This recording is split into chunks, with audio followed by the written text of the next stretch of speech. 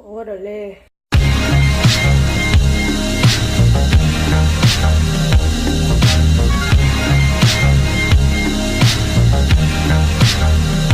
Hey, it's me, Jessi Bey. Holy crap.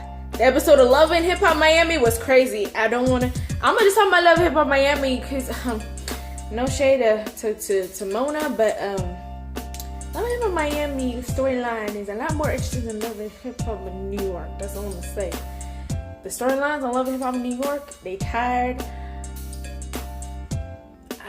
It's time to let it go. Come up with something more original. Except for Jonathan's storyline. His storyline hit me in the soul last week, but anyway. I'm sorry, I'm rambling. But we're gonna talk about Love and Hip Hop Miami's episode. Bitch!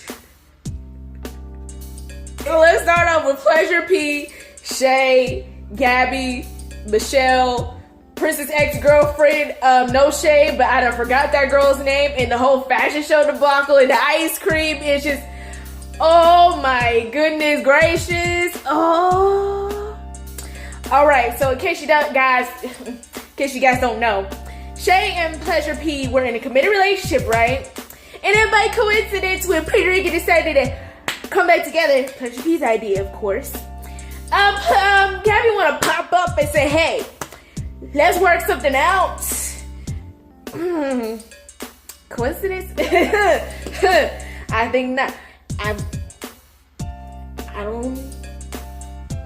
That was actually kind of hilarious when Shay hit Gabby square in the forehead with that ice cream. I'm just like, it's really the wrong place and wrong time to act a fool and do this tomfoolery. But she got good aim. I'm not even gonna lie. And you know what? It's Pleasure P's fault. Remember, communication is key. What Pleasure P should have done, he should have told Gabby that, hey, I'm in a committed relationship with Shay. Well, I have a girl right now. We kind of serious. Da da da da. And then boom, bang, bop. It would have been done. So there should have been some communication there. And then the whole fashion show debacle that happened was crazy. And then Michelle Pooch, I think her stage name is Pooch.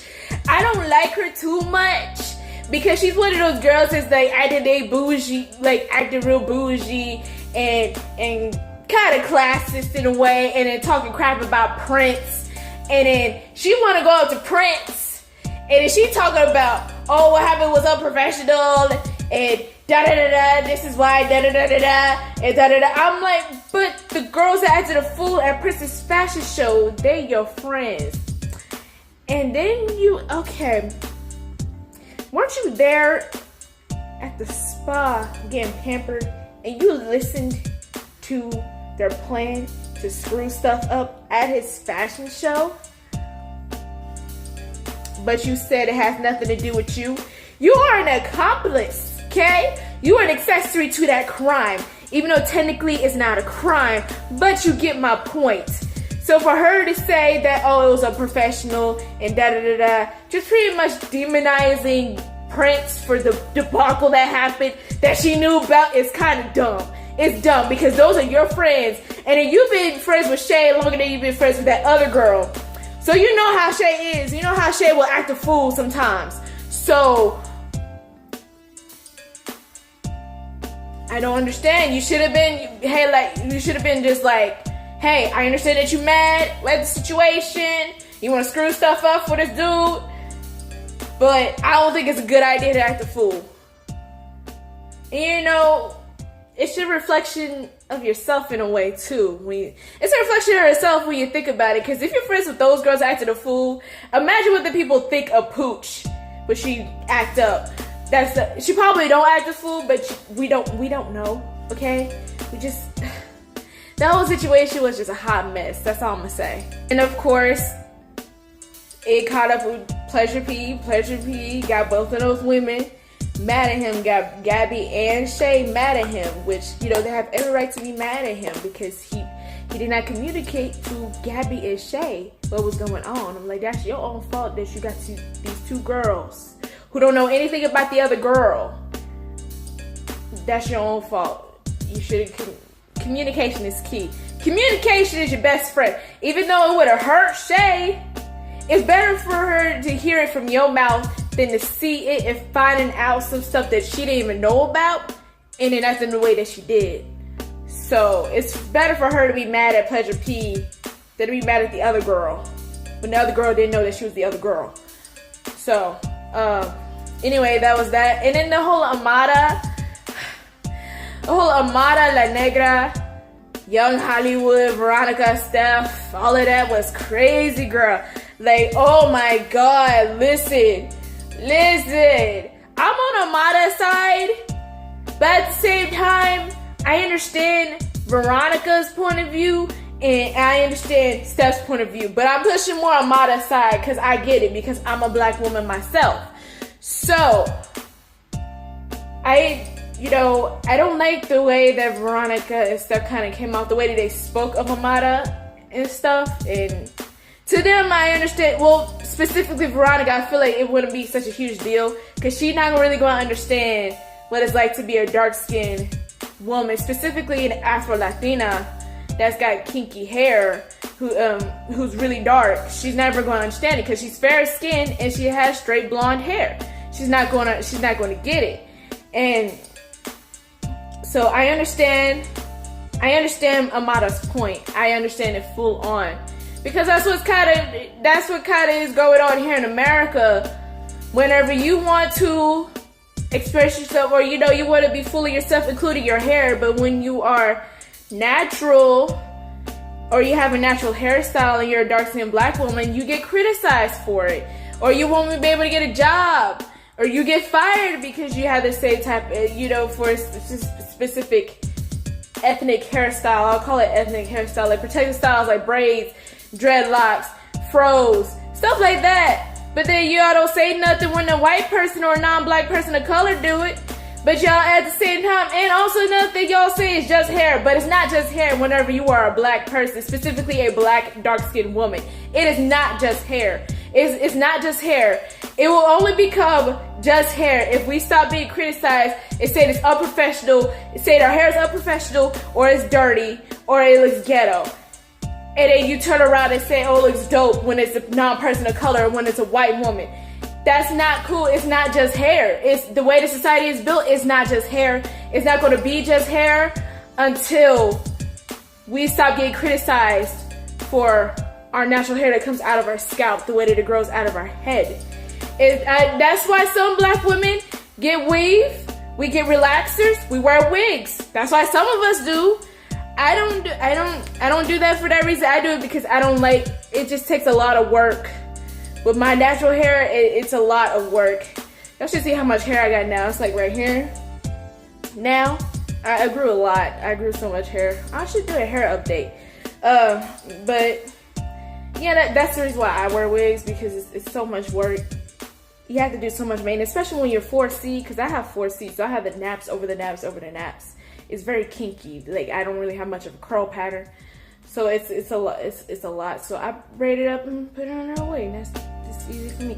Anyway, I'm going off on a tangent. So yes, until it won't become just hair until we stop getting criticized for having natural hair or having certain hairstyles specific for our hair texture. So that's how I feel about that. And the whole Young Hollywood thing, like, I feel like, in a way, I feel like with like Young Hollywood, I feel like he wants to hit that. I think he want to tap that, tap Amada. He feeling her. So I feel like in a way, because oh my gosh, he's got a large ego. He's got a huge ego. I feel like he got a huge ego, like the size of Alaska or Antarctica. Like, it's huge. It's huge. I'm like, you should humble yourself. Sit down and be humble. Chill out. It's cool if you think you're the ish. There's nothing wrong when you think that you're the ish. But it shouldn't be to the point to where you think you're untouchable. You think that you're better than everybody else, because that's not true. That's just dumb. But that's how I feel about that. And I just don't like the way, initially, I just didn't like the way that he came at Amada about her skin tone and her hair. I was like, the way that he spoke to her is how a colorist speaks. And with the whole colorism thing, like, I do understand why some people in the black community, my fellow brothers and sisters, some of them want to deny the fact that colorism is real. And I'm just like, you gotta understand that when your own people prefer somebody that's lighter skinned than it is darker skinned, it's the same exact way how racist white people are towards minorities. It's the same thing, specifically the black community. I don't know. I know they're racist towards every other ethnicity. I will never understand those. I only know mine. I only know the black community. So I understand they get oppressed as well. The other minorities. So I get it. So the way that he spoke about her, I didn't like it. I didn't like it. And I understand with Amada, like, she don't want to be told what to do, how she should dress, and how her hair should be, and all of that stuff. And, you know, just pretty much pressure. I get it. I would be the same way. So, and, you know, she didn't really oppose wanting to wear straight hair, like straight wigs and stuff, but she wanted to do it at her own time. So I thought it was cool at that photo shoot premiere event thing that happened with Juju, and Slippy Jess was in, you know, was all for it and stuff like that. I was like, that's cool. Like, she over here being with her sexy, I don't want to say chocolate because I feel like that's fetishizing, but her sexy, beautiful, dark skin, painted all over her body, like rude comments about her skin tone and her hair, and she just looks so phenomenal. She looks so good. Every time I look at her, I just fall in love, and I know that she is 100% straight, but a girl can dream, okay? I can only dream. I'm just like, let me find out that you like girls too, Amada. I wanna hop on that.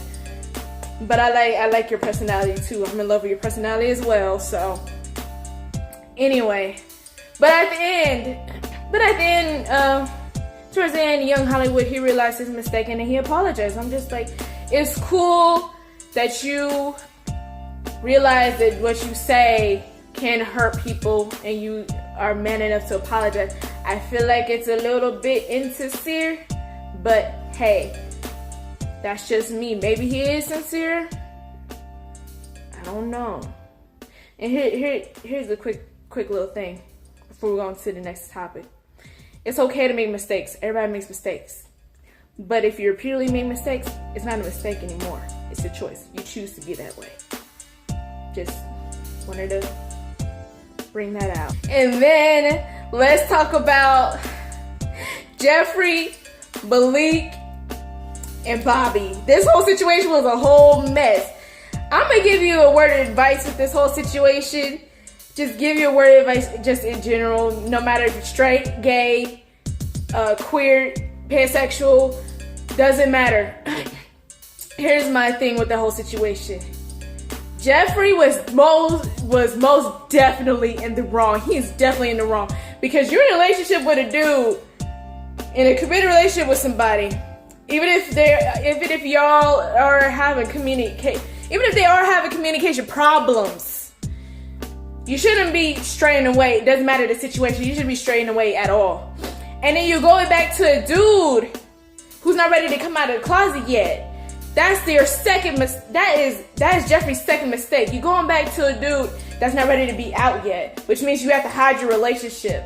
And that's very, from what I know, from what I've heard, from what I've seen, that's very toxic, that's negative, that's just something you shouldn't be messing with. You shouldn't be. Word of advice, if you are in a homosexual relationship or in a non-heterosexual relationship, but your partner doesn't want to be out yet, don't be involved with somebody that is not out of the closet yet and not ready. Because it's just going to be so much pressure, there's going to be so much tension, it's going to cause so many problems. Don't do it. And I understand that Malik is still in love with Jeffrey because, you know, nobody could ever forget their first love or whatever. But Jeffrey, you got to stay away. But Malik has to stay away from Jeffrey because Malik is down low. He's not ready to be out yet. You're hurting Jeffrey because you don't want to be out of the closet yet. Like, Jeffrey wants to be out frolicking and being out couple and be comfortable so bad. But you over here don't want to come out yet because you're afraid of what other people gonna think. And I should take my own advice because I'm having a hard time coming out of the closet too. Like, I'm already pretty much out. My mama already know, and my sisters, 3 of my sisters already know that I'm out. But the rest of my family members do not know. And I need to figure out when I'm gonna have to tell them. And, you know, I'm in a similar situation with Malik. But with family members, I'm just afraid of telling them because they are religious. So that's a whole different situation. But if it's just the general public, why should you care about how the general public's going to think? If people are going to look at you a different, of course they're going to look at you a different way. But if people are going to not want to mess with you because you're gay, then they shouldn't be messing with you in the first place. That means they're not real people. Those are not the people you should be hanging with. So I'm gonna just say good luck to Malik. Hopefully he'll come out of the closet one day because even though it's gonna be hard to be fully out, and I'm having a hard time being fully out, when the first time I came out to my mom, it was like a breath of fresh air. I was so happy. So hopefully it'll be the same effect when Malik comes out. And I know it's gonna be some problems. It's gonna come out because people are still homophobic, even though it's 2018. They get over it. People are gay. People are not straight. People are not cisgendered. Okay, they're not bothering you. So what is the problem? We not bothering you, so I don't understand the problem. So I'm gonna just say good luck to Malik. And then yeah, so I understand why Bobby will freak out on Jeffrey at a pool party, even though it was the wrong place at the wrong time. Because it was a pool party. I get it. But at the same time, I get it. Because I've been wanting to pop off on somebody too if I've caught them talking to their former fling. Or trying to get close to their former fling again, was straying away. I'm just like, you could have just told me so. And we could have figured something out. Like, communication is your best friend. Okay, you guys. Communication is key. And this episode was just... I don't think I'm missing anything. No, the Shay situation, Shay and Gabby, I got them. I think that was it. I think that was it from what I remember. The Amada situation, I get that. And then yeah, that was the whole episode. Huh. Anyway, it was just, oh my god. This episode was crazy, and that's all I can say about it. That's it. I'll see you guys Friday, hopefully, and Saturday. I love you guys so much. And, well, there's a button down there by my name. You know what the button is called. You know what to do. If you want to see more of me, go down there. Push that little button. Push the button beside the button too, so you can be notified. You know what to do if you want to see more of this face. If you don't want to see more of this face, that's perfectly fine. I'm just saying. Hey. Anyway, I'm gonna stop. I love you guys so much. Don't forget to do good because it feels good and it's the right thing to do. Bye.